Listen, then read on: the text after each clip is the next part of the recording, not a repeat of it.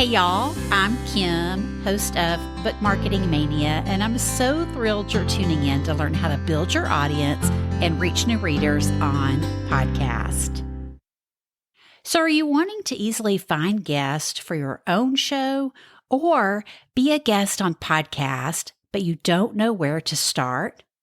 If only there was an easy way to outsource this work that wouldn't break the bank, would you be up for it? Well, there is, and it's called PodMatch, and I can't wait to share about it today.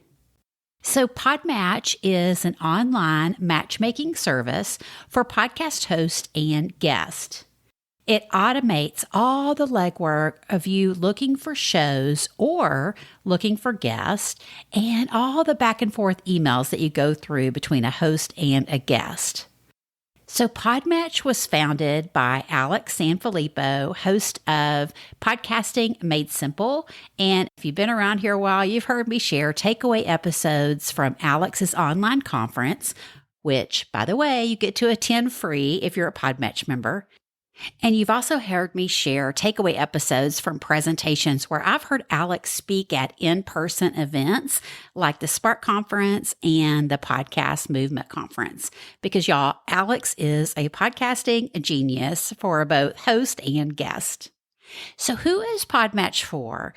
It is a month-to-month membership platform for both podcast hosts looking for guests and podcast guests looking for shows to be a guest on.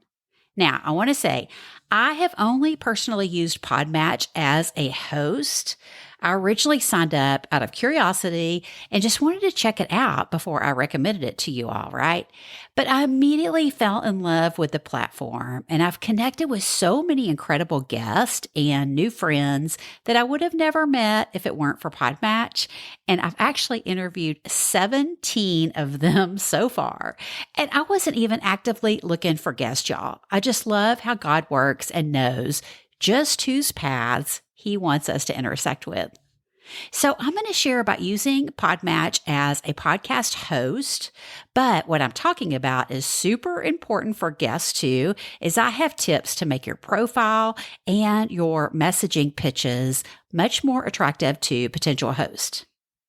So later this summer, when I have some more availability for recording, I plan to broaden my profile on PodMatch and use it as a guest too, so I can report back this fall what the experience has been like. But until then, I have several upcoming interviews with guests who are authors and publishers, and they have connected with me on PodMatch, and I can't wait for them to share about how they're building their author platforms, what's working well for them, and especially how they've used the PodMatch platform as a guest to connect with new audiences. That's the key here, y'all. New audiences. That's the beauty of PodMatch. It helps you get in front of new to you listeners as both a host and a guest. So I can't wait for y'all to hear from my client, Healy, on an upcoming episode. She's an author and mental health professional who strategized with me, and in between pitching herself and using PodMatch, she's been a guest on over 15 shows in a very short amount of time. And she has some unique insights on how the automation of PodMatch saves her a ton of time and how to overcome anxiety and doubts when pitching to be a guest, and how getting just a few episodes under your belt helps you become an even better guest for the next show. So stay tuned. I can't wait for you to hear all about PodMatch directly from Healy. So now, like I mentioned, PodMatch really does a lot of the heavy lifting for you as a host or a guest. And I can honestly say that of the 17 guests I've connected with so far, 3 or 4 of them were already on my want to ask to guest list, but I just hadn't gotten around to it. But when they pop up automatically on PodMatch as a potential guest, and all you have to do is click a button to confirm, and everything starts working like magic to automatically reach out to the guest, book their appointment. You see their one sheet that has their about section, topics, questions, photos, links, etc. It is a no-brainer to use. So as podcast hosts, we get tons of cold pitches in our inbox Good to know for you guests out there, right? And it's so frustrating, not to mention time consuming, for all of us hosts to have to read those cold pitches and realize the potential guest has never even listened to the show. And it's so obvious, right? They just got our email address from some list out there on the internet, and they're just mass marketing to everybody. So I don't know about y'all, podcast host, but I have even started marking those messages as spam. If I can tell right away, just from the subject line, I don't even open it, y'all. I mean, sometimes these are so gross. And the crazy thing is that a lot of these are coming from PR firms who can do better, especially when the author is paying good money for them to pitch them to be a podcast guest. And that's why I love PodMatch. As a host, I can just log on as often as I like, and there are always 3 matches there for me to consider when I have time to look at potential guests. And that's all. It's not overwhelming. It's not, things in my inbox piling up. It's all done on PodMatch, and I can review those matches when I'm ready. So I could get on PodMatch and be doing other things, but when I'm ready to review my matches, I can pull up, and again, it's only 3 at a time. It's super fast, and once I've reviewed those, I can either click match if I want to book an interview, or I can click pass if it's just not a good fit for me, and just, the system basically says no thanks to the guest. And you don't ever have to even communicate with the potential guest if you don't want to. If it just pops up as a suggested match, you can say match or pass.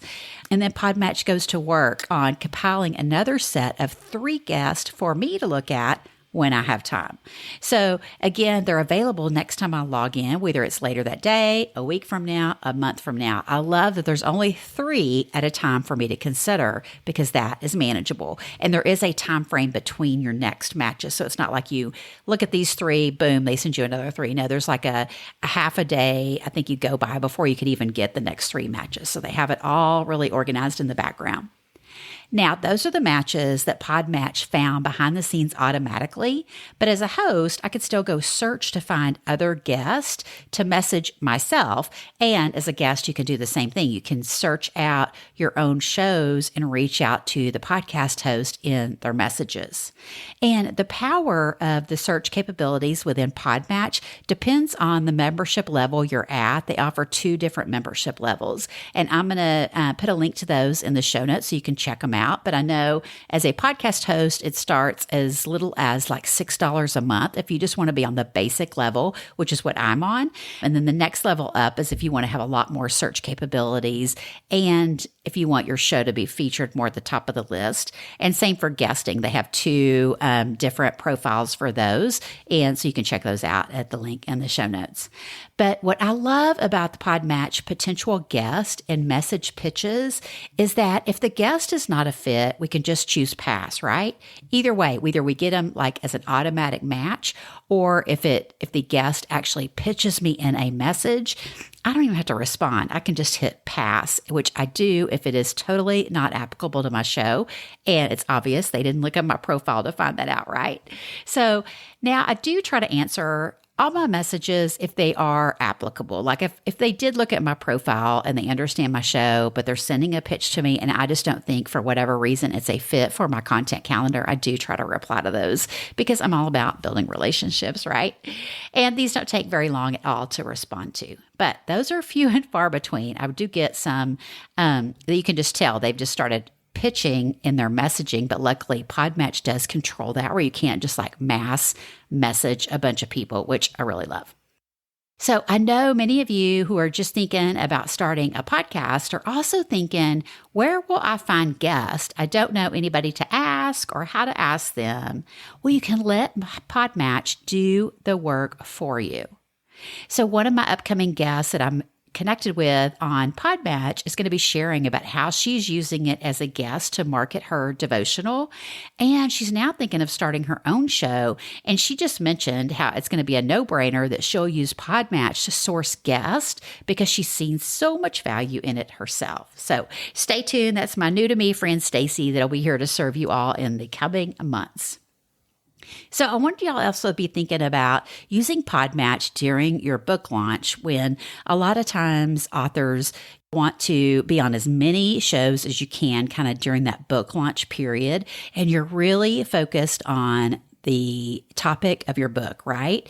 But also think outside the box when you're putting together your profile on PodMatch, because there may be other things you can talk about with other audiences, and within that audience might be your target readers, right? But you may have some coaching expertise. You may have other expertise you've done in your day job. You may have, something you've done on your parenting journey or some other story in your personal life that you want to talk about and be able to share with other people. Like, I know for me, I talk a lot about podcasting and book marketing, obviously, but as a special needs mom, I can also talk about autism, being a special needs mom in business, and so many things about that. I can talk about taking care of elderly parents and raising a typical child alongside a special needs child. So there's so many things outside the box that I could use PodMatch to get on other podcasts to talk about that. And within those audience would probably be people that are my target listeners too. So always kind of be thinking outside the box.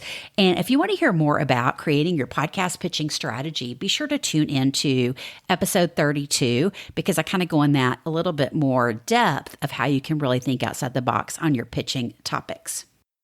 Now, as a podcast host and guest alike, it's so important to optimize your profile on PodMatch so that PodMatch understands and can do the work behind the scenes to really do a good job matching you up with a guest and vice versa. So on PodMatch, your profile is also referred to as your podcast one sheet. So there's no need to create a one sheet because PodMatch does it for you. So my first tip on your profile is to lead with what's in it for the listener. When you set up your profile, wherever you're going to be visible, the first few words are what always show up anywhere you look on search pages. In PodMatch, when someone messages me, I'll see their name and then I'll see the first couple of words from their profile. So be strategic there. Instead of making it about you, like best-selling author or podcast host, make it about the listeners and say, like, I help who do what. And practice making that as short and succinct as possible, because you can always elaborate on it further in your bio, but you want that attention getter. When somebody is searching and they see your picture pop up, they're going to see your name. And then what are just a few words that can make it really obvious what value you bring to the listeners? And another tip on your profile is to use keywords, and that's really easily done in PodMatch. So think of anything somebody might be searching for, either a host or a guest. Like a host is searching for guests that have these keywords, and vice versa. A guest might be searching for podcasts that have these keywords. Like if you are only wanting to be on Christian podcasts, then be sure and put Christian as one of your keywords. Or like me, I interview a lot of authors, so I have author as a keyword. It might be mental health. It might be certain topics you can cover. And those are all search terms that PodMatch will use when matching you.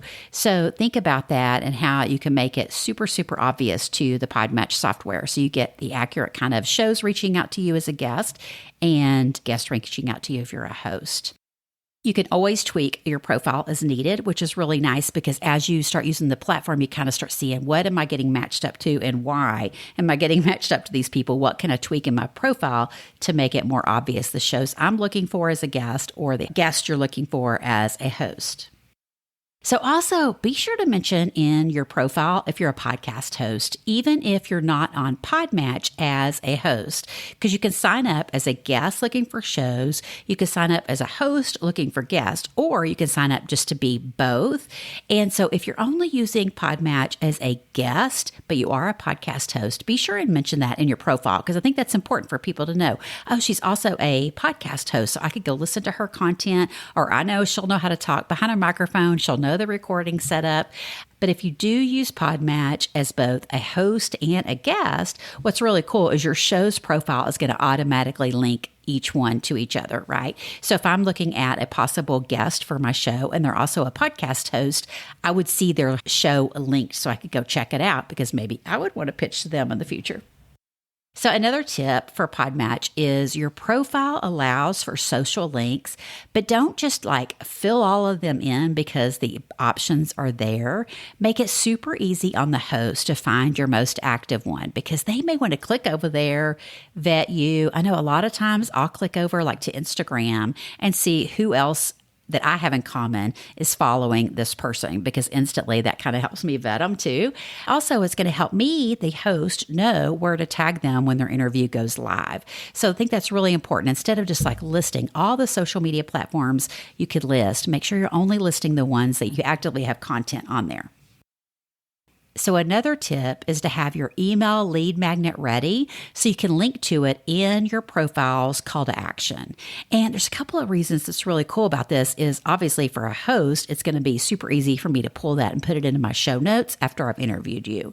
But also I might want to go check it out myself. Like even if I'm just looking at guest on PodMatch and I see that, I might be like, oh, that's an interesting, profile and an interesting freebie they have to offer. I want to go check it out myself, so just think about that. You just never know the visibility you can get with things like this. But if you haven't already taken a look at your website, at your social platforms, or your email opt-in, which would all be linked in your PodMatch profile, be sure to check out episode 47 because I talk about getting your home base ready before pitching. And your home base is just that, your website, your social platforms, and your email opt-in. So I want to make sure you have those optimized. So another tip for PodMatch is please, please, please don't just cut and paste your profile and start blasting it out to host in the PodMatch DMs. Now, I mentioned before how easy it is to, get a message of someone pitching me and I can tell right away, is this somebody that's even looked at my profile? Is this somebody that might be a fit so I can read the message or I could just mark pass on it? I'm still blown away by how many cookie cutter pitches I get in the DMs of PodMatch and just how you can tell people are just mass pitching. And again, I know PodMatch controls that, so you can't get a ton of those going out at one time. They're really not into that at all. They're really into authentic pitches. But I feel like people still reach out with these cookie cutter and mass pitches. And those are two of the most common mistakes I see podcast guests making. And you can hear about more of these mistakes and how to fix them on episodes 57 and 58. And if you're wondering how you should reach out to a host, whether on PodMatch or an email, be sure to check out episode 34 on how to pitch a podcast. Another cool thing in PodMatch is it allows you to upload images to your profile, which is an incredible time saver, again, for the host. You don't have to hunt down your guest images if you haven't asked for it in advance. But I have a tip for you as a guest. If you are an author on PodMatch, you can upload several images of yourself. And we always think, okay, well, I'll just upload a bunch of headshots. But if you're an author, also upload some fun images of you with your book. These don't have to be like polished professional images by any means. Make them super fun because that way the host has multiple options for sharing, especially on social if they're active there. So I know like I have my standard promotional image I use when I have a guest that has my, podcast cover art on it. But then like when I go to my Instagram stories, if I share there, I'm like, oh, I wish I had a photo with the guest, or I wish I had a photo of the guest book, which I can always take if I have the book in hand. But I think it's so fun if you have a picture of the guest holding their book and you could share it. It's just a more casual way to share the conversation you had with your guest. So just think about uploading a couple of extra photos that are just more casual with your book. So another incredible feature of PodMatch is that you can see reviews that hosts have left for potential guests and vice versa, that guests have left for your show if you have your show on PodMatch. So PodMatch automatically prompts guests to review the show after the interview has gone live. And so we talked about asking your guests for reviews in our last episode, number 130. And again, this is the beauty of PodMatch. It's built in automatically, so you don't have to ask your guests, they do it for you.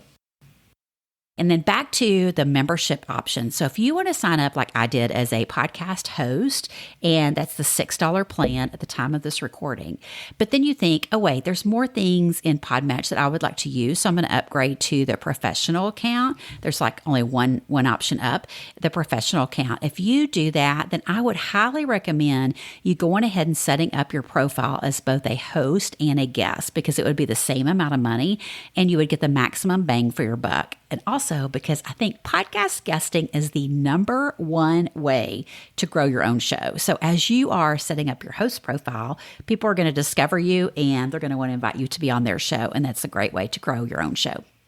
And if you want to know more about that, we can always jump on a strategy session together because I can help you optimize your hosting and guesting profile on PodMatch and give you custom tips as well as help you with any areas of your podcast strategy as a host or a guest. So no matter where you are building your audience and email list, and if you're marketing your book long before or long after your book launch, I would love to help you. And I'll put a link in the show notes if you'd like to book a strategy session. Now, something else I love about PodMatch is Alex is super serious about keeping this user-friendly and full of value. So if a PodMatch member has not been active on the platform in 30 days, their profile gets deleted.